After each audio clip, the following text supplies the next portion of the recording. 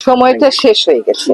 সরকারি পর্যায়ে যদি কোনো নীরবতা থেকে থাকতো, যদি কোনো নিষ্ক্রিয়তা থেকে থাকতো, সেই দিনটা শেষ হয়ে গেছে। তবে একটা কথা সবাইকে মাথায় রাখতে হবে যে নদীর পানি কেবলমাত্র রাজনীতি না, এটা কূটনীতিও, এটা অর্থনীতিও। হ্যাঁ, কাজে আমরা আমাদের মানুষের কথা, আমাদের মানুষের দুর্ভোগ, আমাদের মানুষের প্রত্যাশা, তাদের চাহিদা অনুযায়ী জানি উজানের দেশগুলোর সাথে কথা বলতে পারি, সেটা বুঝতেই কিন্তু আমার আজকে আসা। আমি তো পত্রপত্রিকা এগুলো সবই পড়ে ফেলছি, কিন্তু আসলে আমার পানি উন্নয়ন বোর্ড কোথায় কোন কাজটা তাড়াতাড়ি তা শুরু করা উচিত, জনগণের সেখানে মতামতটা কি, এইটা বুঝতেই আমি আজকে এসছি। আর উজানের দেশের সাথে, ভাটির দেশের ভারতের সাথে আমাদের এই সমস্যা কেবলমাত্র যে এই নদীর কেন্দ্রিক তা না, এটা কিন্তু প্রায় সকল নদী কেন্দ্রিক।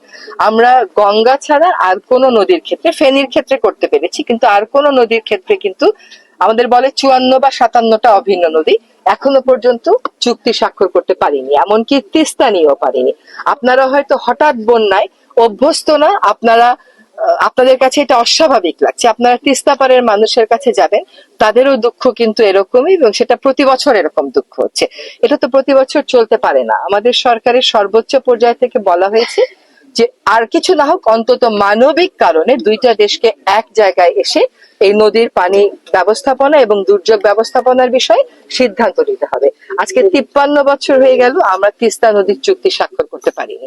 চুক্তি যদি পানি ভাগাভাগির স্বাক্ষর হয়, পরে হয়, কম হয়, সেটা আরেক বিবাদ, কিন্তু আমার দেশের মানুষকে তো আগে বাঁচাতে হবে।